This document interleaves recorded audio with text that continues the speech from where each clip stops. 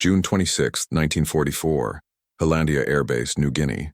While Luftwaffe engineers were still calculating the wear and tear of long flights based on manual limits, an American civilian, banned from his own air force, walked silently through a fighter camp in the Pacific. The Germans continued to believe that air power came from doctrine, heavy engines, and firm orders. But what the manuals called the limit, he saw as waste. Charles Augustus Lindbergh, the man who crossed the Atlantic with a map, a watch, and faith in mathematics, was about to teach the world's largest air force that its fighters could fly farther than their generals imagined, without changing a screw, without asking permission, without wearing a uniform.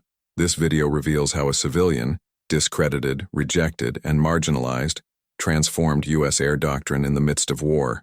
A simple, almost heretical technical tweak would double the range of the P-38 Lightning and change the way America fought over the Pacific, because sometimes the greatest weapon is not the plane, but who understands how he breathes. But before we dive into the data, there's one statistic that defines this story. On a standard mission over New Guinea, the pilots of the 475th Fighter Group returned with nearly dry tanks. Civilian Charles Lindbergh, flying in the same formation under the same conditions, landed with more than 200 gallons of fuel remaining. With a simple adjustment in the way the engines were operated, he extended the range of the P-38 by up to 31%. 7-hour missions became routinely flyable for 9. Targets previously classified as out of range are now accessible and, worse for the enemy, escorted. The official doctrine said that operating at low RPM with high pressure destroyed engines. Lindbergh showed that it destroyed possibilities. If you value this type of story, based on data, forgotten by the official versions, but decisive behind the scenes of the war, leave your like and subscribe. This helps the channel keep alive the memory of what really shaped the century. By 1943, the Lockheed P-38 Lightning had already proven its worth as one of the most distinctive fighters in American aviation. With its twin-boom silhouette, 2 Allison V-1710 engines and nose-focused armament, a 20mm cannon and 4 50 machine guns, it could fly, fight, and survive with considerable effectiveness. It was fast, heavy, versatile, but despite its advanced engineering, its use in combat was far from its true potential. American doctrine still treated the P-38 as a short-endurance fighter, suitable for interdictions and limited tactical escorts. Technical manuals and training insisted on conservative configurations, 2,200 revolutions per minute, self-rich fuel mixture, and constant vigilance against the so-called oversquare, an operation in which the manifold pressure exceeded the number of engine revolutions. This, they said, destroyed engines. This, they repeated, was not safe. But the numbers didn't lie. In factory tests and experimental flights, the P-38 had demonstrated the ability to sustain cruising speeds over long distances. The limitation was not the machine, it was the mentality. Meanwhile, on the other side of the world, Germany underestimated this quiet potential. Luftwaffe analysts classified the Lightning as an exotic fighter, effective only in certain scenarios. They believed that, over time, the weight of the twin engine would make it obsolete. They bet on the Focke-Wulf FW-190, the Messerschmitt Bf-109, fast, short combat machines, fueled by a doctrine of immediate air superiority. The concept of strategic reach, of projecting power over entire oceans, was still treated with disdain by Berlin. But in Detroit, Burbank, and Seattle, another reality was forged in metal. Lockheed was producing P-38s at a rapid pace, one every 12 minutes in 1944. And what the Germans called unfeasible for great distances became an assembly line with hundreds of airframes ready to cross the Pacific. The American doctrine, however, was still in its infancy. The Pacific theater was cruel, immense, logistical to the bone. The range of the fighters defined not only the missions, but the progress of the war. If the P-38 could fly farther, it could protect bombers, clear the way for invasions, cover retreats, search for prisoners, identify new targets. But instead, it was treated as a short-shot horse, stuck in the cycle of takeoff, combat, and return. The dilemma was profound. The bombers flew far. B-24s and B-25s crossed vast expanses of sea and jungle, but the hunting cover died in the middle of the way. It was like sending ships without an escort. The Japanese knew this, and waited at the edges of the fighters' range, like hunters attentive to the reach of their prey. Meanwhile, in performance tests, Lockheed engineers already knew that the P-38 had hidden reserves. The internal tanks totaled 410 gallons. With auxiliary tanks, it could exceed 1,000. It was a monster of fuel, but no one dared to exhaust it completely. The doctrine taught enough to come back, and that's it. The logic of caution prevailed. Even the mechanics reinforced the fear.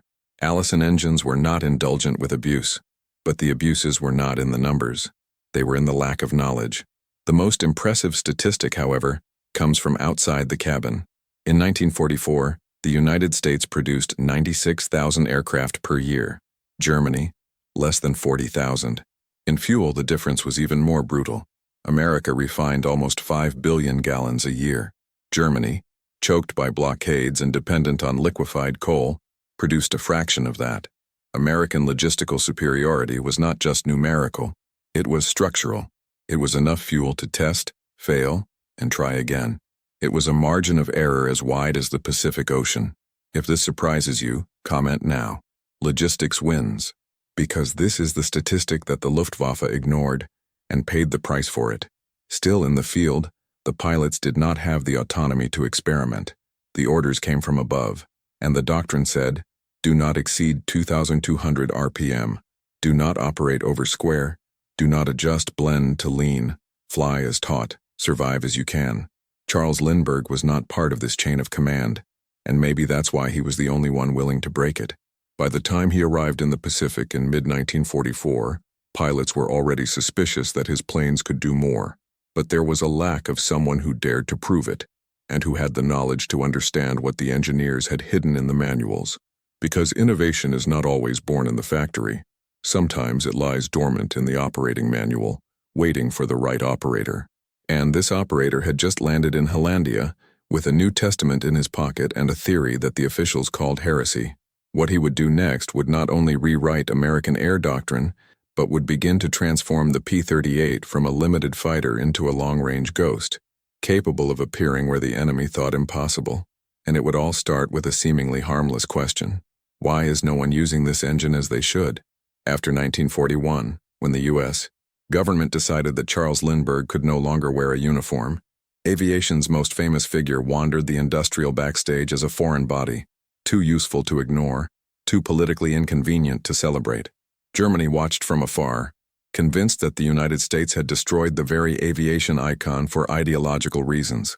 The German General Staff noted in internal reports that American morale suffers when it pushes away its best men, not realizing that in the United States, the real strength came not from individual heroes but from the industrial capacity to turn any man, even an exile, into a technical instrument of war. Lindbergh delved into this civilian underworld, going from factory to factory, calibrating engines, redesigning procedures, and tackling problems that designers ignored because they had never been forced to fly hundreds of hours to test their machines to the limit. At United Aircraft, he studied the Corsair in depth. At Ford, he followed the production process of the B-24. With Republic, flew Thunderbolts in dangerous altitude regimes. The reports he signed, extremely detailed, circulated discreetly among engineers but almost never reached the desks of senior officers. Meanwhile, Germany commented in intelligence documents that the Americans depend too much on machines, without noticing that this strategic dependence was precisely what would allow them to win. Each test flight generated graphs, each mixture adjustment was noted, each propeller deceleration was measured with industrial precision. What the Germans called excessive mechanization was actually the quiet construction of operational knowledge that no Luftwaffe pilot could replicate, because Germany simply did not have enough fuel or engines to allow such experimentation. Lindbergh, free from military shackles, flew as a scientist. He accumulated hours, observed vibrations, recorded consumption minute by minute, treated the engine as a living organism. He had learned to cross oceans with a minimum margin of tolerance, turning calculations into technical instinct. While the Luftwaffe insisted that long-range flights depended only on raw power and superior speeds, Lindbergh knew that true endurance was won drop by drop, adjustment by adjustment in operating regimes that no manual dared to recommend. In American factories, where monthly production exceeded the German annual total, every report he wrote turned into small corrections, a new graph, a power recommendation, an operating limit review. He became the most prepared man in the country to understand the intimate relationship between fuel, altitude, power, and mechanical wear and tear, and no general in Washington was willing to admit it publicly.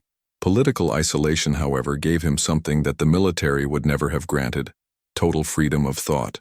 He did not have to obey doctrines, owed no allegiance to any manual, and did not carry the weight of hierarchy. His only obligation was to physics. The historical irony would become evident months later. The man the United States stripped of his uniform would be the very one who would help them solve the Pacific Theater's biggest problem: reach. When he looked at the consumption reports of the 5th Air Force fighter units, he immediately saw that the doctrine was wrong. It wasn't the engine that limited the plane, it was the mentality. Pilots were taught to save engines in the wrong way. The fear of operating over square came from bad experiences with radial engines, not liquid-cooled inline engines like the Allisons. The P-38, which the Germans described in technical reports as exotic, heavy, and unsuitable for long distances, was precisely the ideal fighter to apply their knowledge. 2 engines offered room for experimentation. Multiple tanks allowed for accurate measurements. Consumption was predictable when the driver mastered the parameters. He knew that, if operated correctly, that plane could cross oceans. When the Pacific began to gobble up pilots, fuel, and time, and when the American command realized that no new aircraft would arrive in time to solve the range problem, someone remembered the silent man who had spent years studying how to shave extra miles off seemingly limited engines. In May 1944, when United Aircraft requested that Lindbergh be sent to the Pacific as a civilian technical advisor, the request quietly passed through the Navy Department. The request was approved without fanfare, without presidential briefing, without publicity. It was the silent recognition that, despite being rejected politically, he was necessary, much needed. The Germans, in that same period, celebrated the introduction of new models of Messerschmitts and Focke-Wulfs, convinced that higher speeds would win the war. None of them imagined that on the American side, the decisive weapon would not be a new plane, but a new way of flying. What Lindbergh would do next would transform a doctrine-limited fighter into a machine capable of reaching targets that Japanese strategists thought were eternally untouchable. And it would all start with a test flight of just 1 hour and 20 minutes, the result of which would leave an American commander completely baffled. When Charles Lindbergh arrived at the 475th Fighter Group camp at Hollandia on June 26, 1944, his presence caused more estrangement than excitement. Officially, he was only a technical consultant for United Aircraft, authorized to observe the performance of the P-38 Lightning under combat conditions. No authority had foreseen or allowed him to pilot. But in that theater of war, where extreme distances defied American logistics and time was the greatest enemy, formal roles were worth less than results. The group's commander, Lieutenant Colonel Charles MacDonald, was reluctant at first.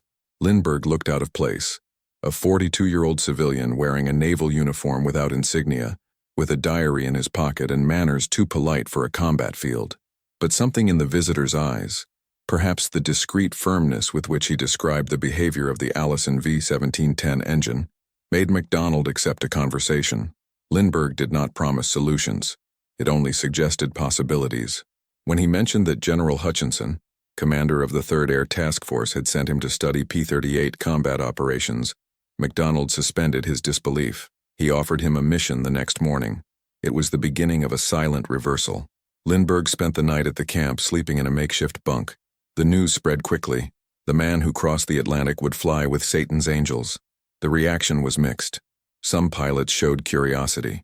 Others, such as Major Thomas Maguire, who would become the second greatest ace of the war, watched with skepticism. What could a civilian teach men who flew in combat almost daily? The next day, with the weather closed, the takeoff was postponed until 10:30 a.m. Lindbergh flew as the Blue 3 on Maguire's wing. His performance in training was precise, almost school-like. The target was a Japanese barge in Kaibo's Bay, a machine gun attack. The mission was successfully executed, without losses. But the real impact was noticed after landing. The team leaders were surprised by what they saw in the tanks of Lindbergh's P-38. There was plenty of fuel, much more than usual. In the following missions, the pattern was repeated. While others landed with almost dry tanks, Lindbergh returned with wide margins in reserve. After a 6.5-hour mission over Gilvink Bay, he landed with 210 gallons remaining. The others, with instruments already below the safety limit.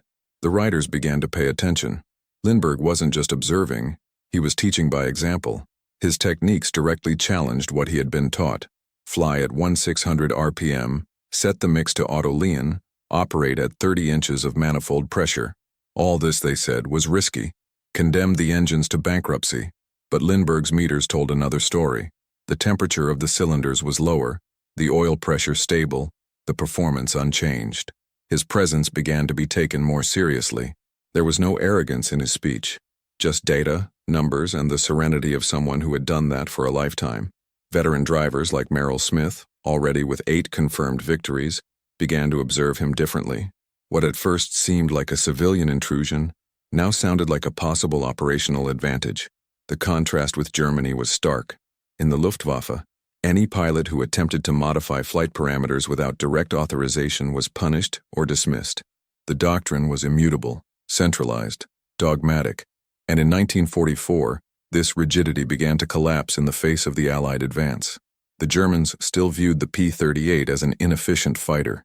They did not know that, in Lindbergh's hands, he became an invisible range carrier, while Germany was trying to adapt fighters to intercept bombers at 500 kilometers. The Americans were already extending missions to 900, and all this without a single new plane, just with a new way of flying. The impact of this change was still whispered among the officers, but something had broken.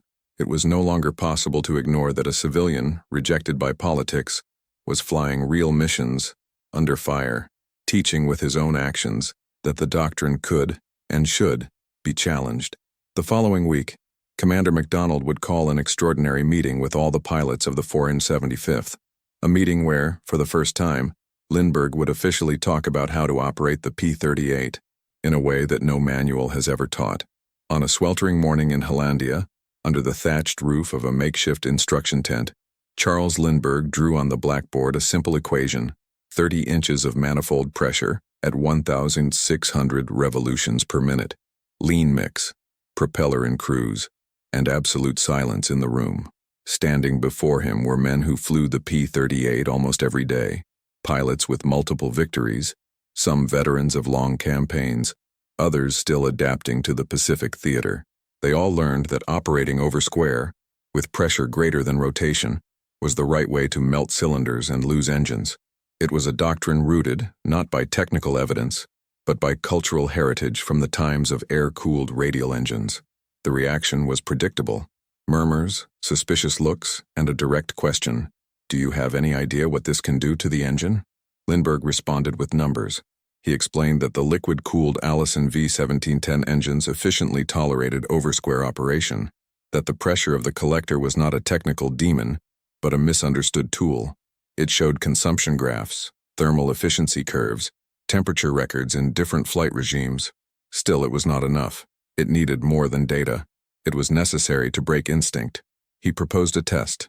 They would fly with their configuration on a long cruise mission and compare consumption. Commander MacDonald, still skeptical, authorized it. Mission: escort over northern New Guinea. Distance: 620 miles. Condition: each pilot would monitor their own tanks and flight time. The result was immediate. Those who followed Lindbergh's technique landed with up to 180 gallons in reserve. The others, as usual, landed on the edge. No engine has failed. No abnormal vibration. No overheating. The silence in the dispersal after landing said more than any report.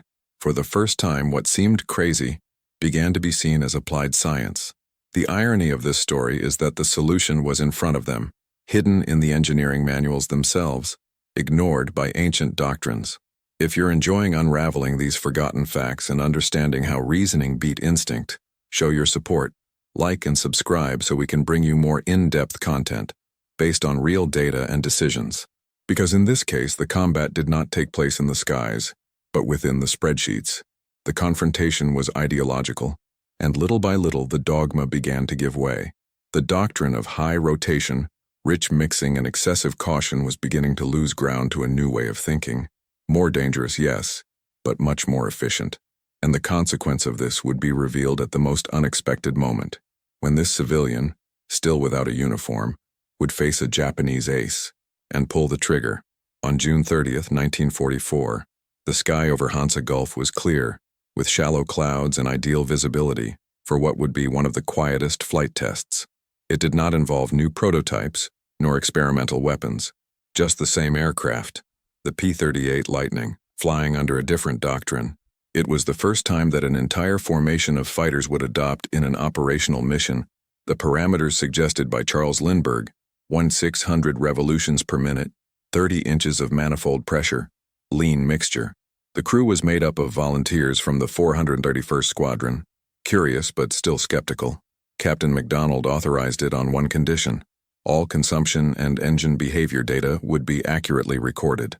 The mission took off at 8:14 a.m., heading for a point north of the Vogelkop Peninsula.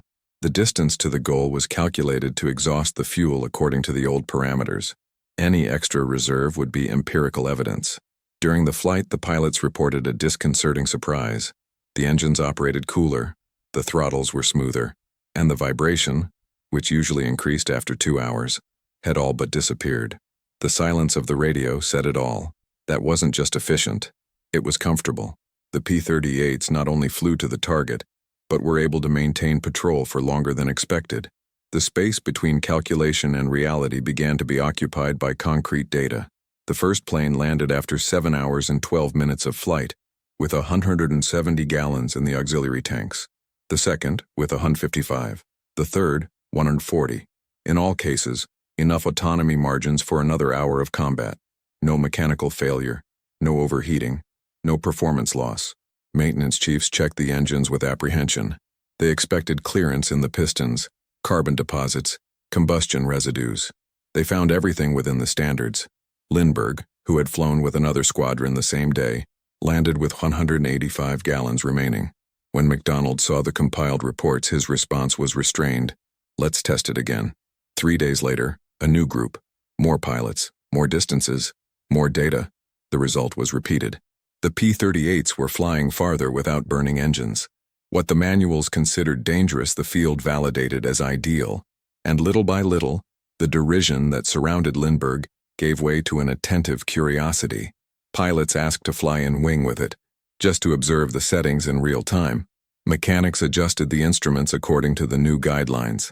The technical instructions, previously plastered, became adaptable. Cruising tables began to be rewritten by hand on the side of the drawing boards. The field once again corrected the doctrine. Meanwhile, Germany continued to invest in opposing solutions. New variants of the FW-190 and Me-109 prioritized more powerful engines, higher speeds, reinforced structure, longer flights, unthinkable. The focus was on the point of impact, not the radius of action. The Luftwaffe operated on continental scales, the United States, in oceans. The difference in mentality was strategic and operationally fatal. By September of that year, the P-38's average radius of action in the Pacific had increased by as much as 31% with the Lindbergh configurations. Missions that previously required forward bases now departed from the rear with ease. The logic was reversed. The more conservative the flight, the lower the chance of returning. The bolder the engine operation, the more lives were saved. The American command began to take note. The 5th Air Force reports discreetly included the suggested parameters. Lindbergh's name was almost never mentioned, but his numbers did. And the definitive confirmation of this turning point would come in an event that no one expected, when Lindbergh himself, contrary to all guidelines, would meet a Japanese Zero face-to-face and prove with the trigger that his lessons were not just on paper. On 28 July 1944, the 433rd Fighter Squadron took off from Oe Island for an escort mission over the Halmahera Islands. The formation carried bombs and loaded machine guns, but no one imagined that this flight would be marked by an unreported, undecorated, and yet decisive event. Among the drivers, one name still caused discomfort: Lindbergh, civil, no patent, no uniform, but now respected. His presence was no longer folklore, it was practice.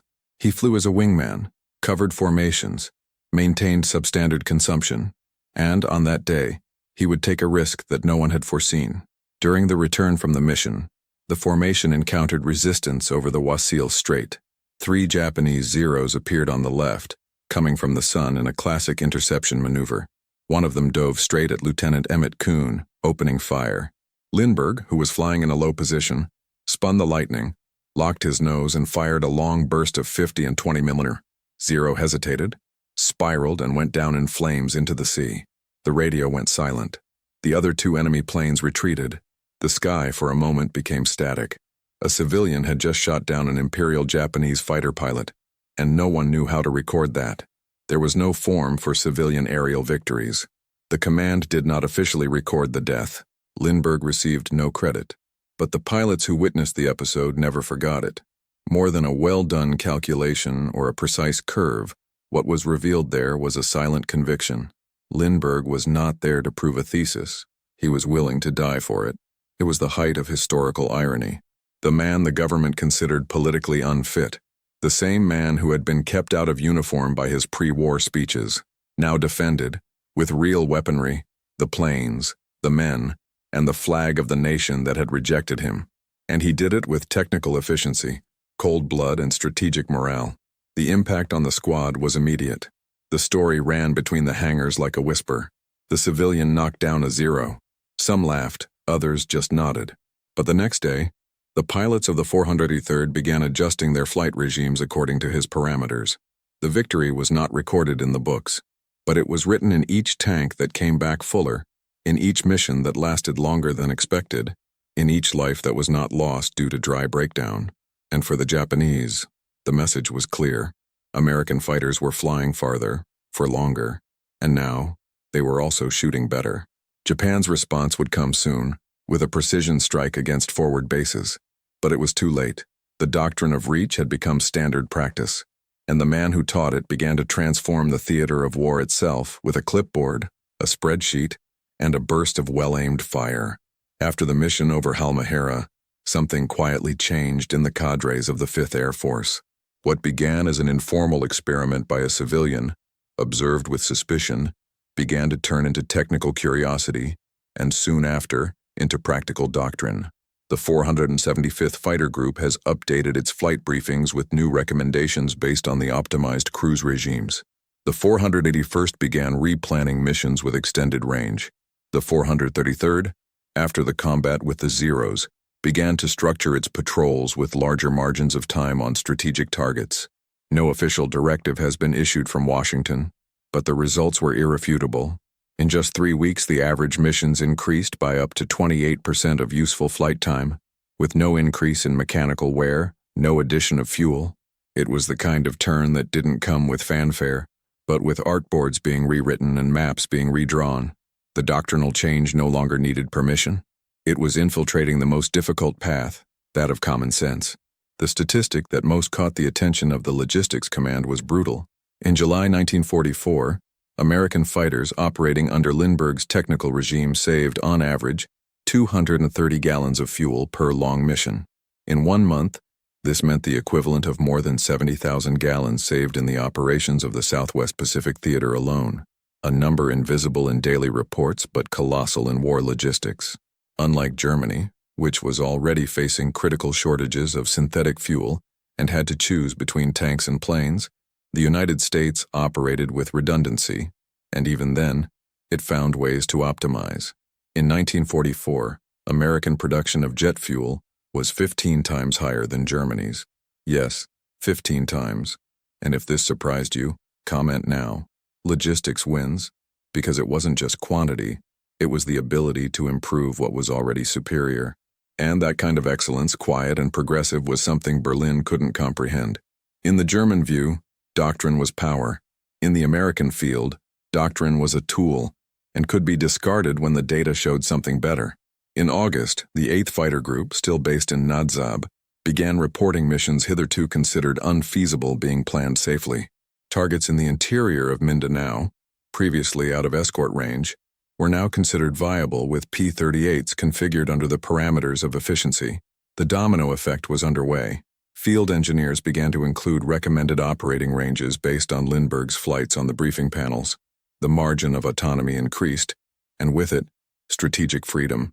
It was as if the Air Force had discovered invisible extra tanks, hidden not under the wings, but in the mindset. the tactical impact unfolded into operational decisions.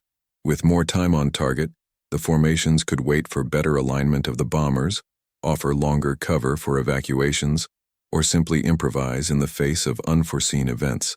The Pacific Air Theater, previously rigidly limited by range and autonomy, was gaining elasticity.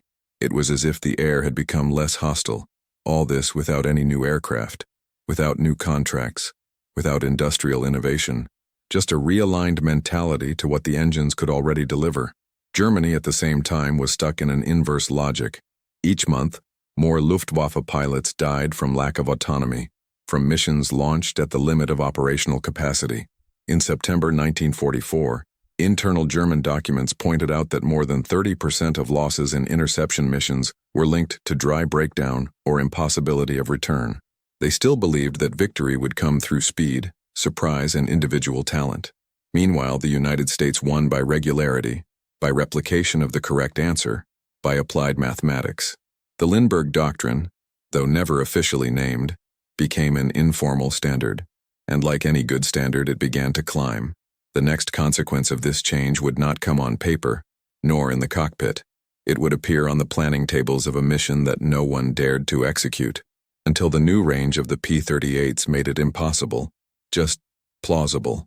In a war where each new fighter was presented as a promise of victory, the P-38 Lightning carried a silent burden, that of being misunderstood. Its asymmetrical design, with a double fuselage and long nose, differed from traditional fighters. Its inline liquid-cooled engines required attentive maintenance. Its wingspan, larger than that of many light bombers, made it a considerable target. And yet it was precisely this combination of characteristics that made it the ideal platform for the technical revolution led by Charles Lindbergh. The P-38 had two rare virtues for its time: margin of error and measurement capability. With two independent engines, a driver could test extreme speeds with a safety that single-seaters did not offer. If one engine failed, the other would take it back. What's more, the Lightning's fuel system, with main tanks, auxiliary tanks, and manual transfers, allowed the pilot to control consumption to the millimeter, accurately measuring the impact of each adjustment. It was as if the aircraft had been built for a flying engineer. The structural strength was also surprising. Despite its weight, the P-38 tolerated aggressive maneuvers and long hours of cruising without apparent fatigue. The frontal armor protected the pilot on prolonged dives and, unlike lighter fighters, its stability at high speed made it an excellent shooter in straight flight. For Lindbergh, it was the perfect instrument, strong enough to absorb calculated risks, accurate enough to register their effects. No German fighter of the time offered anything similar. The Me-109, for example, had limited range, low stability at high speed, and reduced room for technical adjustments in flight. The FW-190, although powerful, operated with strict parameters and little tolerance for field improvisation. The Luftwaffe prioritized short-range interception and escalating performance, two elements that the war in the Pacific reduced to irrelevance. Meanwhile, the P-38s modified by Doctrine flew farther, longer, and with better logistical use. The most impressive thing is that all this change did not require any structural modification. No new parts, no factory conversion. American engineering had already done its part by building a robust, versatile, and underutilized aircraft. All that was missing was someone willing to explore this potential, and when that someone showed up, he didn't need any more screws, only trust.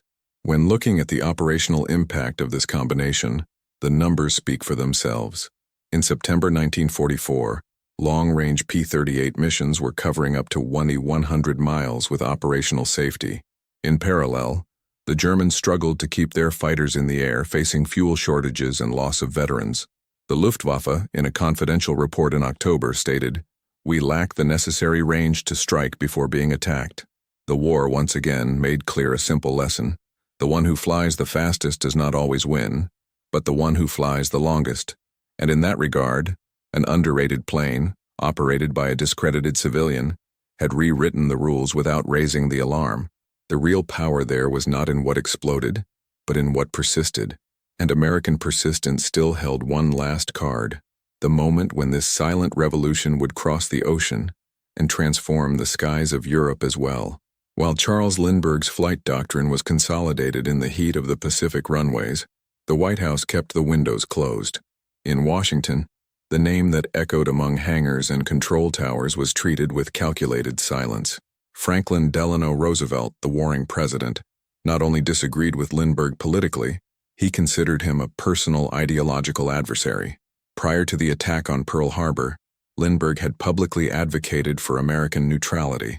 Accused of sympathizing with authoritarian regimes, criticized for ambiguous speeches about the involvement of the United States, he was marginalized from the official structure.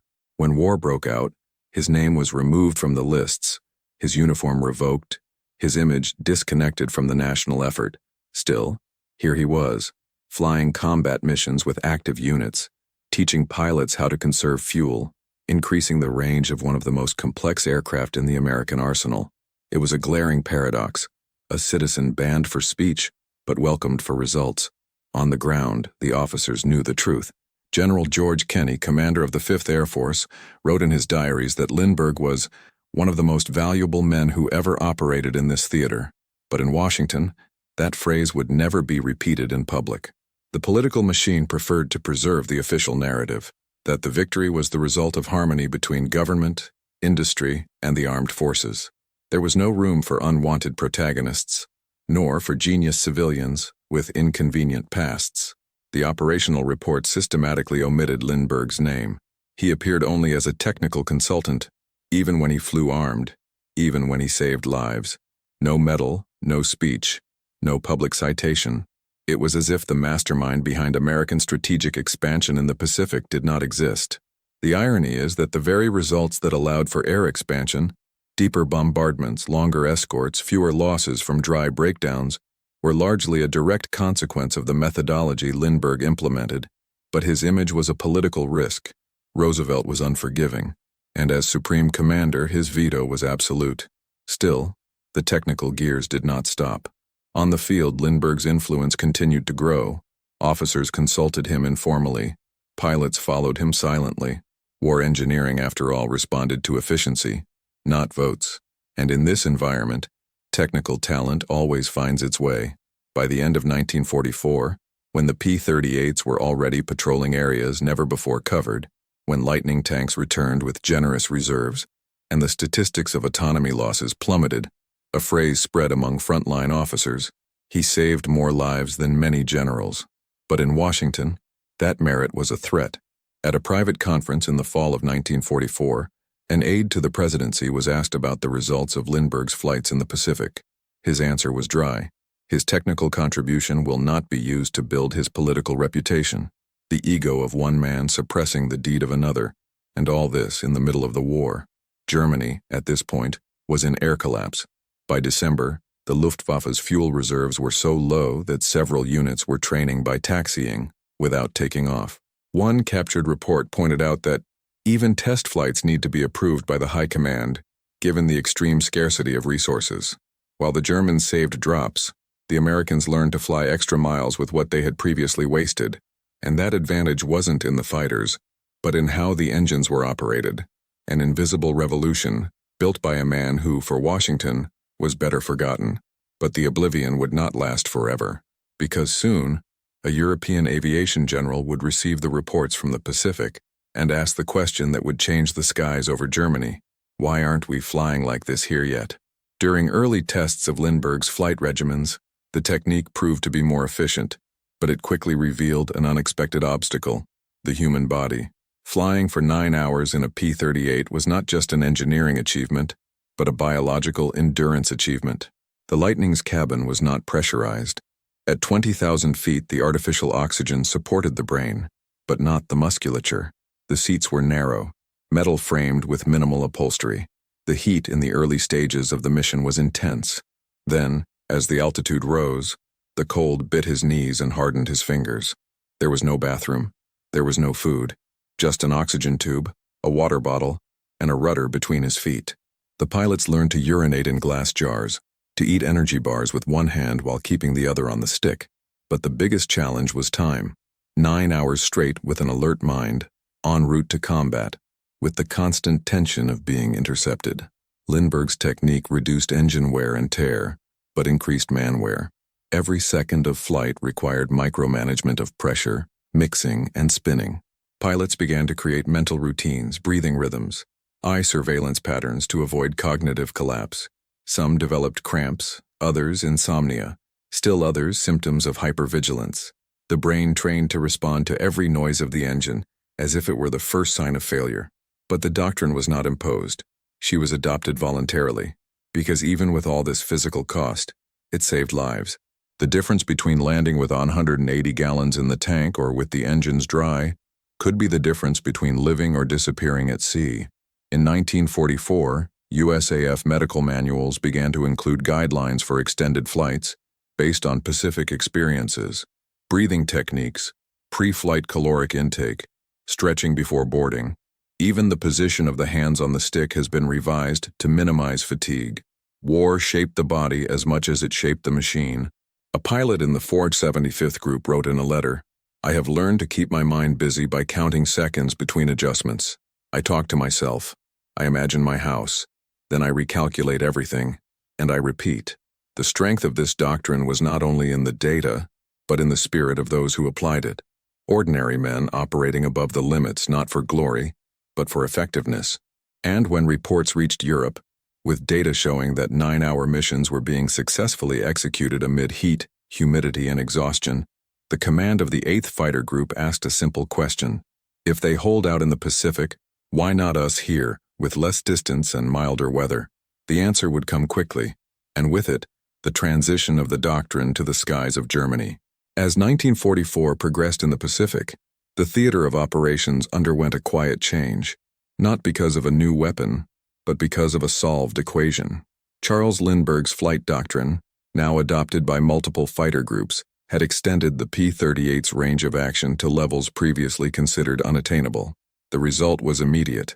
Islands that previously required the construction of forward bases began to be hit directly from rearward positions. More importantly, they were hit ahead of schedule. Douglas MacArthur's breakthrough schedule, based on waves of logistical jumps over the Pacific, has gained unexpected momentum. Instead of months of preparation to build runways and transport supplies, it was now enough to plan a longer flight. Tactical efficiency generated strategic acceleration. A clear example was the attack on Balikpapan in Borneo. Until July 1944, this oil refinery was considered out of range of escort fighters. With the new flight regimes, the P-38s flew more than 100 miles with payload, covered the bombers, and returned safely, all with the same engines, the same tanks, and the same airframe. Only the reasoning had changed, and with it, war. The operation over Leyte, Philippines, was another milestone. Lindbergh's doctrine allowed air support missions to depart from distances greater than 800 miles, shortening the time between planning and execution, disorganizing Japanese defenses, and avoiding the expenditure of resources on new runways. The jump between New Guinea and the Philippines seemed daring, but in practice it had been made possible by a simple account: more time in the air, less reliance on bases, and more flexibility in attack. Japan, already on the verge of logistical collapse, could not respond with the same mobility. The Imperial Navy tried to defend fixed positions, while American fighters flew as mobile swarms. General Kenny would report in October, "Our fighters now arrive before the ships." The irony is that while the Japanese were waiting for more powerful planes, they received more patient planes, and they didn't know how to face them. The data spoke for itself. Between July and December 1944, the average flight time of the P-38s increased by 29%, while the rates of loss due to mechanical failure fell by 18%. In contrast, Japanese fighters, operating at the limit of their reserves, saw their combat readiness plummet from 63% to 38%. Pause for the comparative data. The production of aircraft engines by the United States in 1944 exceeded that of Germany and Japan combined by more than 4 times. Yes, 4 times. If this surprised you, comment now. Absolute power. Because while the Luftwaffe struggled for spare parts, the U.S. Air Force flew more, with less, just tweaking the way every drop of fuel was used. And that was exactly what the Luftwaffe reports failed to understand. In documents captured after the war, German officials expressed bewilderment at the number of American sorties from bases that, according to their calculations, would not have enough radius for certain missions. They considered these actions operations of extreme logistical risk. What they didn't know is that the risk wasn't technical. It was doctrinaire. The change was not in the hardware, but in the reasoning. A change that, at that very moment, was being studied in Europe, and would soon reach the skies of Germany with a force they were not prepared to face. During war, statistics have always been measures of death. Tons dropped, targets destroyed, casualties inflicted. But in Charles Lindbergh's quiet doctrine, a new metric began to form. Miles saved, gallons saved, lives preserved. His obsession with technical efficiency wasn't just a mathematical exercise, it was a survival instinct. For each prolonged flight without failure, the return margin was increased. For each mission that ended with fuel to spare, the number of missing at sea decreased. And for every drop saved, a new choice opened up. Dodge a storm, wait for a lost colleague, attempt an emergency landing without worrying about the engine being cut off. The economy has become an invisible shield. The logic was simple. The more autonomy, the more humanity. A pilot with reserves in the tank didn't have to make hasty decisions. He could keep calm, look for the radio, extend the search for a downcast friend. The P-38s now have not only technical range, but emotional range, the space between fear and choice. Lindbergh understood this because he flew with the same weight in his hands. He knew what it meant to see the sea approaching and the meter flashing red. Therefore, each adjustment of manifold pressure, each rotation cut, each second of savings was also one more second of life. The mechanics noticed this first. When they opened the tanks after long missions, they found margins that seemed impossible, and less tense, less exhausted pilots. The change was almost spiritual. Instead of terminal anxiety, there was calculus. Instead of survival by chance, there was statistical margin. It was the triumph of engineering over chance. The Luftwaffe, on the other hand, operated on a knife's edge. With scarce fuel, improvised flights and interceptions thrown at the limit, the rate of non-combative accidents increased month after month. In January 1945, German reports indicated that up to 22% of fighter losses were due to dry breakdown, navigation error, or forced landing in hostile zones. An unthinkable number for an air force in defense of its own territory. Fuel for them was an offensive weapon. For the Americans, it had become a shield. In a letter written by a 481st Squadron pilot after returning from a mission over Cebu, there is a phrase that sums up this philosophy. "I didn't have to cut corners. I had the autonomy to go back and search. I found him floating." The colleague had been shot down but survived, and he was rescued because Lindbergh taught him to fly slower. By 1944, this doctrine was no longer an exotic theory. It was an unwritten code among pilots. When a rookie arrived, he learned from the veterans that the good pilot was not the one who came back with empty guns. It was the one that came back with fuel to spare, because that was the real luxury in an air war, having a choice. And this kind of choice was never included in the German calculations. They saw risk as an ideal. Americans, guided by numbers, saw calculation as a form of empathy. Instead of speeding to glory, they learned to plan until their return. The statistic that sums up this turn is as simple as it is brutal. Between July 1944 and March 1945, the rate of successful rescues on P-38 escorted missions increased by 43%. If this impressed you, comment now. Shocking data. Because sometimes the difference between death and rescue starts with the way you hold the accelerator. And if the German doctrine preached sacrifice, Lindbergh's silent doctrine taught how to preserve. And it was this preservation, applied on a large scale, that prepared the U.S. Air Force for something even more ambitious, crossing the Atlantic and applying this philosophy to the skies over Germany.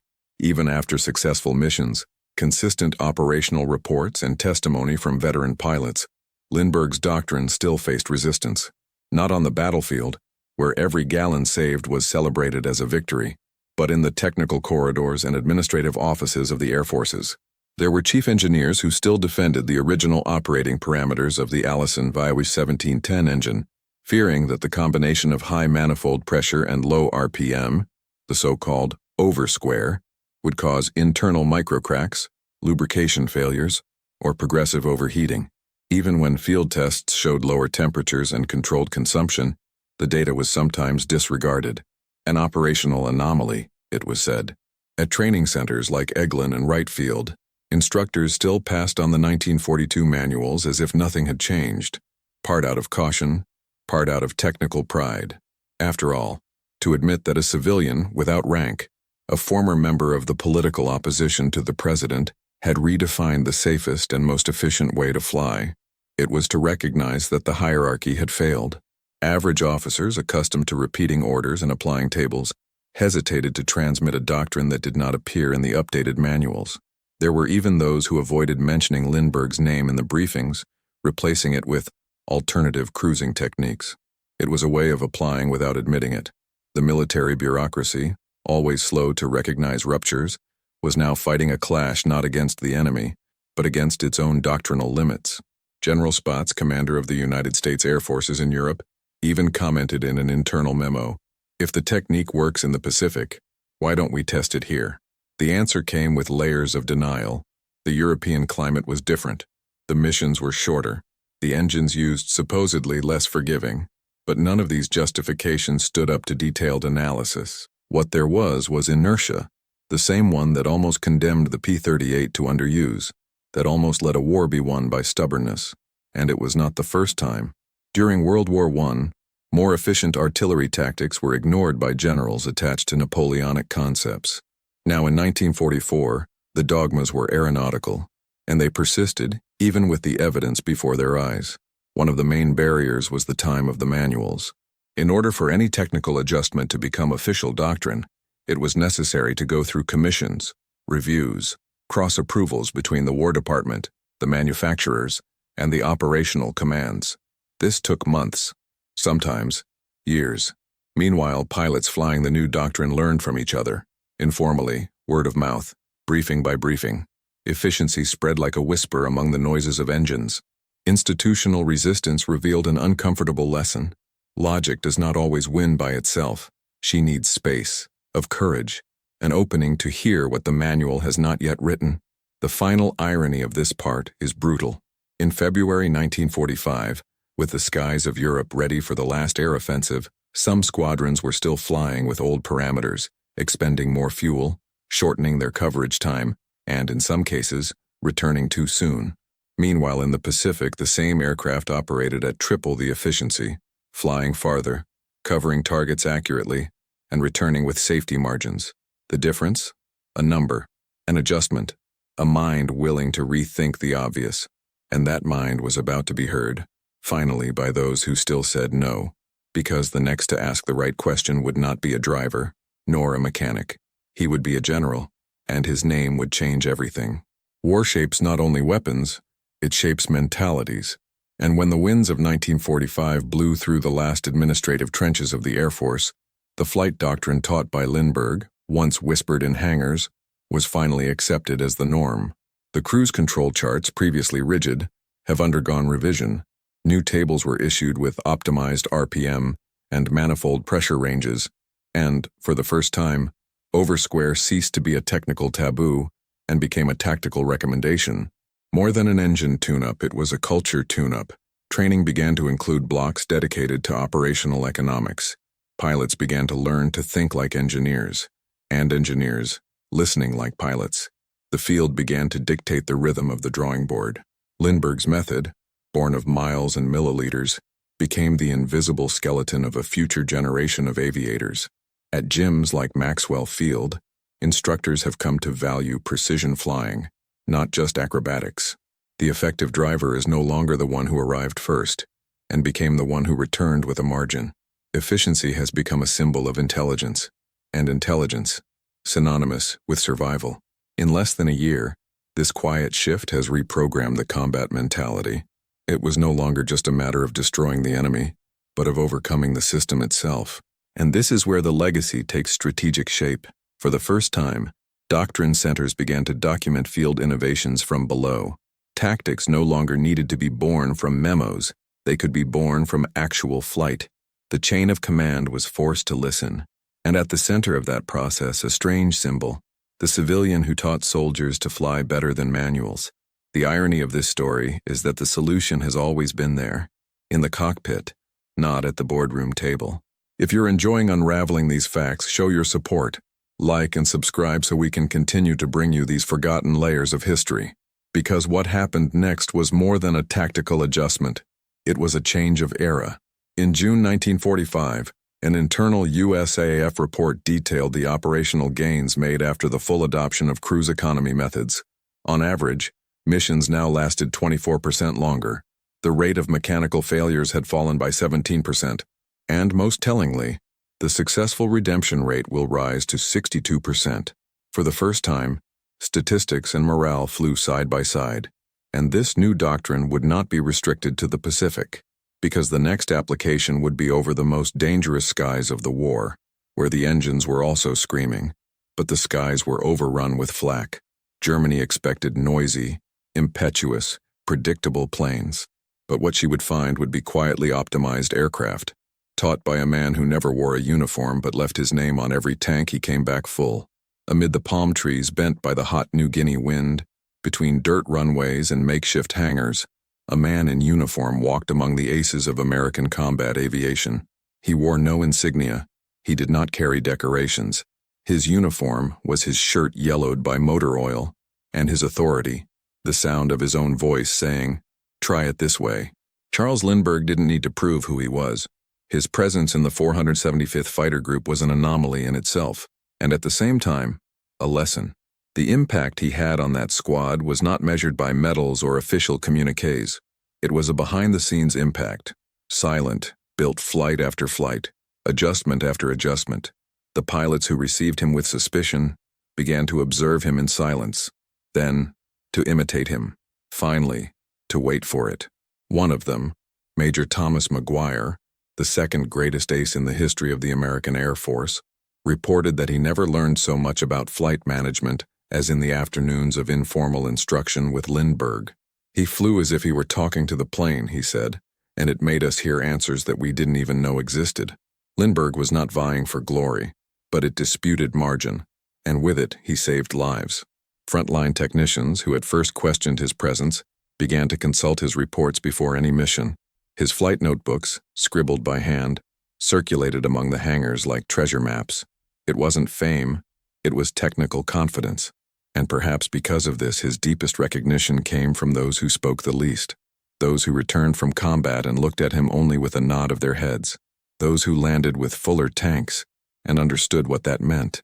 He had taught them to save fuel, and along with that, to save death. This implicit pedagogy marked the squads where he passed. Lieutenant Colonel Charles MacDonald, commander of the 475th, would say years later, "The Air Force never quite knew how to thank him, but we knew, and that was enough." By the end of 1944, Lindbergh had already returned to the United States. There was no ceremony, no telegram from Washington, no newspaper article.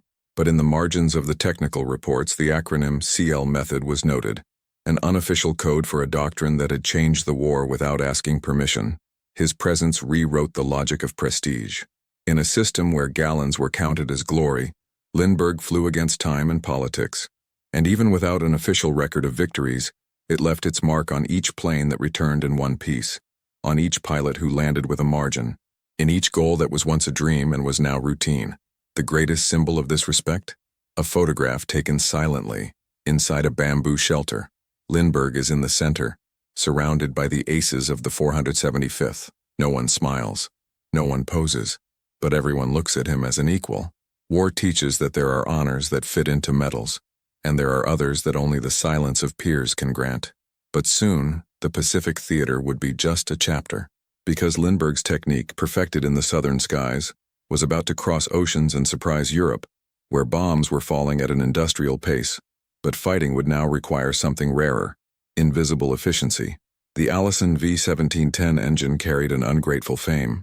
On the European front, it was accused of poor performance at high altitudes, of failures in prolonged fighting, of being inferior to the British Rolls-Royce Merlin. It was the weak link of the P-38, according to critics. But the truth, as always, depended on use. In the skies of the Pacific, with the operating regime altered, that same engine showed a face that engineers had never fully tested.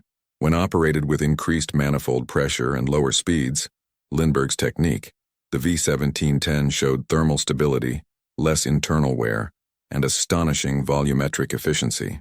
What was previously seen as a technical limit was, in practice, a doctrinal misunderstanding. The machine was not weak, it was misunderstood. And in that context, the real American triumph emerged. The ability to produce on a massive scale an engine that still held a reserve of potential, even without knowing it. American engineering did not win only by quantity. It won by the hidden margin of quality, the silent redundancy that, when exploited, became an advantage. The P-38, criticized by many as obsolete, showed that it was just badly driven. Its dual cooling lines, its pressurized tanks, its reinforced structure for long missions, all of it had been designed with a degree of tolerance that pilots only discovered when they began flying beyond the manual. Lockheed's engineers had unknowingly created an aircraft that would survive its own designed limits, and Lindbergh just turned on the light on that. What seemed improvised was, in fact, a careful reading of what the machine meant.